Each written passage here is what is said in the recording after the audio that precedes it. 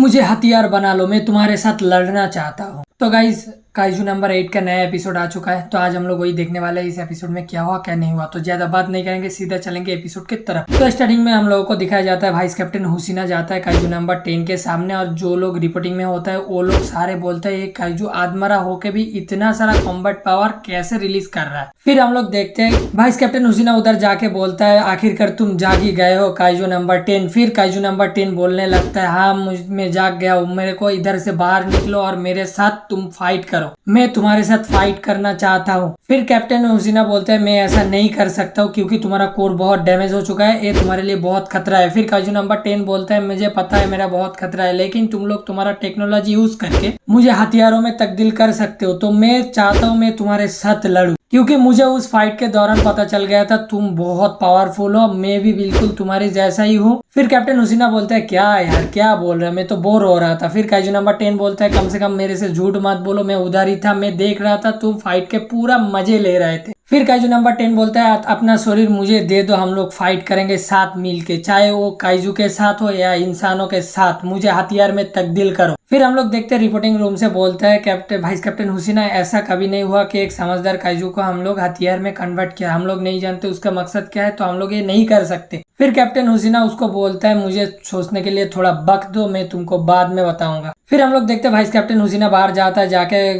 Control room में phone करके बोलते हैं तुम लोगों को पता है मुझे कितना डर लग रहा था, मैं तो उसके बारे में नहीं हो सकता। फिर हम लोग देखते हैं कैप्टन हुसीना सोचने लगते हैं हम लोगों के पास ज्यादा जानकारी नहीं है, यही एक चारा है, यही करना पड़ेगा। फिर हम लोग देखते हो मीना को फोन लगाता है, लगा के बोलता है मैं इसका साथ के लिए पूरा राजी हूँ। फिर मीना बोलता है मैं तुम्हारा फैसला को रिस्पेक्ट करता हूँ, तो मैं ऊपर से बात करके तुमको बताता हूँ। फिर भाई हम लोग देखते हैं वाइस कैप्टन हुसीना उधर जाता है, जाने के बाद उसको बोलता है मैं तुम्हारे साथ में राजी हूँ, लेकिन यह सिर्फ मेरे चलेगा क्योंकि यहाँ का इंचार्ज मैं हूँ। फिर वहीं पे सीन काटअप होता है, हम लोगों को डिवीजन के हेडक्वार्टर दिखा जाता है जहाँ कापका किकुरु सब लोग ट्रेनिंग कर रहा होता है। उधर वो जो वाइस कैप्टन था ना जो डायरेक्टर का नीचे था वो बंदा आता है। आने के बाद सब लोगों को बोलता है कि आज वाइस कैप्टन हुसीना आने वाला है। फिर कापका बोलता है मैं उसके पास से माफी मांगना चाहता हूँ क्योंकि मैं असलियत में उससे छुपाया था।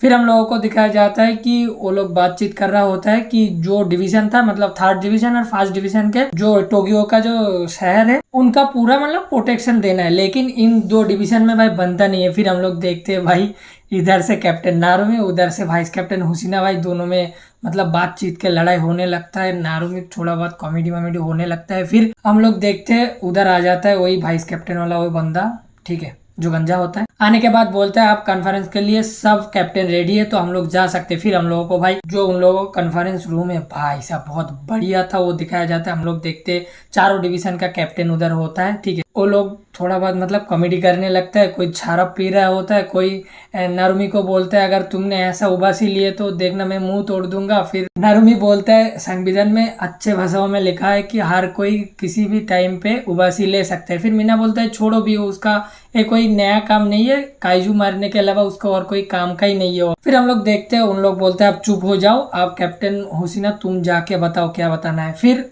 देखते हम लोग हुसीना जाता है, जाने के बाद बोलता है हम लोगों को काइजू नंबर 9 के बारे में एक नया चीज पता चला है, तो तुम लोग सुनोगे तो तुम लोग भी शक हो जाओगे क्योंकि काइजू नंबर 9 ही है जो काइजू नंबर 10 को बनाया है। हम लोगों को दिखाया जाता है कैप्टन हुसीना सारे डिटेल्स देता है, लेकिन वो जो कैप्टन होता है वो लोग बोलते हैं हम लोग कैसे माने कि ऐसा नहीं हो सकता है। फिर वो बोलता है तुम लोग, फिर ये वाला एक लिस्ट दिखाता है, बोलता है जो आप देख रहे हो शहर के हर नए नए जगह पे नए नए काइजू आ रहा है जिसका कॉम्बैट पावर 2 से लेके 4 तक मतलब ये बहुत पावरफुल होता है। लेकिन और एक बात, काइजू नंबर 9 जो काइजू बना रहा है ना जो ताई काइजू वाला, इसका जो सीक्वेंस होता है मतलब जो रेंज होता है वो भाई 9 के ऊपर से समझ जाओ कि वो कितना ताकतवर काइजू बना सकता है कैप्टन 9 मतलब काइजू नंबर 9। फिर ये लोग सारे बातचीत करता है, फिर कैप्टन हुसीना बोलने लगता है अगर हम लोगों को उसको रोकना है और ये करना है, लेकिन वो ये जो सब कुछ कर रहा है ये कर रहा है एक मतलब एक अर्थ के एक पावर होता है, ठीक है, उस पावर में अगर कोई भी पेड़ पौधा या प्राणी आ जाता है तो काइजू में बदल जाता है, इसी पावर में छेड़छाड़ करके काइजू नंबर 9 नया काइजू बना रहा है। फिर एक बंदा पूछता है आप काइजू नंबर 9 कहाँ है। फिर हुसीना बोलता है अगर उसको नया ताई काइजू बनाना है और जो पावर उसको चाहिए उसके तलाश में वो है, फिर वो हम लोगों को मिलेगा फिलीपींस का जो पाथ मतलब जो प्लेट मिल रहा है वहाँ पे जो एनर्जी होता है वो उधर है जहाँ पे इंसान पहुंचना ही भाई नामुमकिन है। फिर हम लोग को एक झलक दिखाया जाता है भाई बहुत सारे काइजू रेडी हो रहा है और उधर बीच में ईसाऊ के बेस में काइजू नंबर 9 बैठा हुआ है। फिर कैप्टन हुसीना बोलता है हम लोगों को अगर उसके साथ लड़ना है तो हम चाहे जितना भी ताकतवर हथियार बना ले उसके सामने कम ही पड़ जाएगा। तो हम लोगों को एक ऐसा हथियार बनाना पड़ेगा जो डिवीजन कभी शो से भी नहीं होगा। हम लोगों को अपना अगला पीढ़ी को बहुत जल्दी ताकतवर बनाना चाहिए और ऐसा किसी को ढूंढना चाहिए जो काइजू नंबर 6 का जो हथियार है वो यूज कर सके। फिर सब लोग बोलता है काइजू नंबर 6 का हथियार आज तक कोई भी यूज नहीं कर पाया, वो पैदा भी नहीं हुआ, वो नामुमकिन है। फिर एक बंदा बोलता है क्या हम लोग काइजू का किंग को फिर से जगाने वाले हैं। मतलब काइजू नंबर 6 जो था भाई वो काइजू का किंग था, मतलब बहुत पावरफुल था। फिर हम लोग देखते हैं कैप्टन मीना बोलता है नहीं एक बंदा आ चुका है हमारे स्क्वाड में जो इसके लिए बिल्कुल काबिल है और उसका नाम है। फिर हम लोगों को उस तरफ दिखाया जाता है काइजू के साथ फाइट हो रहा है। फिर भाई साहब एक बंदा जाके उस काइजू को मार देता है, वो और कोई नहीं भाई रेनो है। तो काइजू नंबर 6 का जो वेपन जो यूज करने वाला है वो है रेनो इशिकावा, ठीक है। वो इसको यूज करने वाला है, उसका नाम देता है ये लोग सब लोगों के सामने।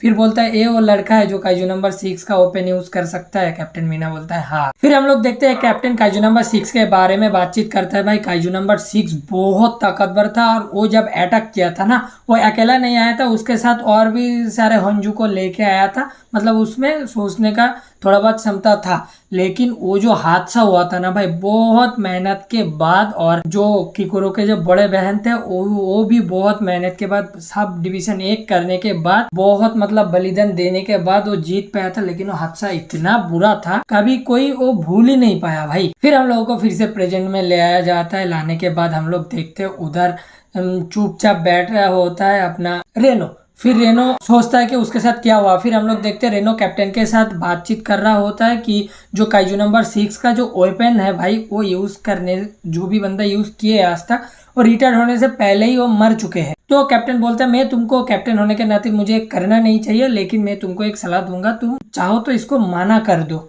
क्योंकि बहुत खतरनाक हो सकता है, तुम जान भी दे सकते हो। फिर हम लोग देखते हैं रेनो भागता हुआ जाता है और सोचता है अगर मैं नहीं कर पाया तो कपका सर का क्या होगा, उसका कौन बचाएगा, उसको प्रोटेक्ट कौन करेगा, उसका सपने का क्या होगा। ये सब करने के बाद उधर सीन कट ऑफ होता है। हम लोग देखते हैं ये लोग रिसर्च रूम में होता है और जो रेनो होता है उसके हाथों में वो सब सेटअप हो जाता है। फिर कैप्टन बोलता है रेनो अब तुम बताओ तुम क्या करना चाहते हो। फिर रेनो बोलता है कैप्टन आप प्रोसेसर स्टार्ट करो। फिर हम लोग देखते हैं भाई वेपन 6 का प्रोसेसर स्टार्ट होता है। भाई साहब उसका जो पावर था ना भाई वो अलग लेवल, भाई लिटरली अलग लेवल, सही बोला कि वो काइजू का किंग है। भाई साहब हम लोग देखते जो रेनो है भाई उसका बॉडी पूरा शेक होने लगता है, आंखों के सामने धुंधला हो जाता है, उसका जो खून का जो ब्लड रिसाइकिल है वो भाई वो अलग हो जाता है, सर्कुलेशन नहीं होता है ब्लड।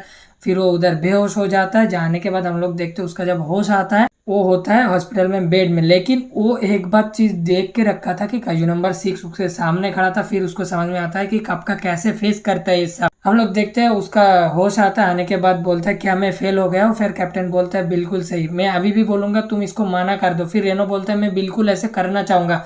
फिर कैप्टन बोलता है इसके आंखों में अभी भी डर नहीं है लेकिन ये खतरनाक है, अगर ये फुल पोटेंशियल में चला गया तो ये मर जाएगा, जितना तो छोड़ो। फिर कैप्टन बोलते हैं मुझे नहीं लगता है मानेगा। फिर कैप्टन बोलता है तुम छोटे छोटे मिशन करोगे, हम लोग 1 महीने देखेंगे, उसके बाद मैं खुद तय करूंगा कि तुम इस वेपन का चलाने का लायक हो या नहीं हो। फिर रेनो के मुंह में थोड़ा मतलब वो थोड़ा शक हो जाता है, थोड़ा उदास हो जाता है। फिर वहीं पे एपिसोड खत्म हो जाता है। तो भाई इस एपिसोड में इतना ही था। तो आई होप कि तुम लोगों को एपिसोड पूरा समझ में आ चुका है। तो एपिसोड में बस इतना ही था और आप लाइक कमेंट शेयर और सब्सक्राइब करो। मैं मिलूंगा तुम लोगों के साथ अगले वीडियो में, तब तक के लिए बाय बाय।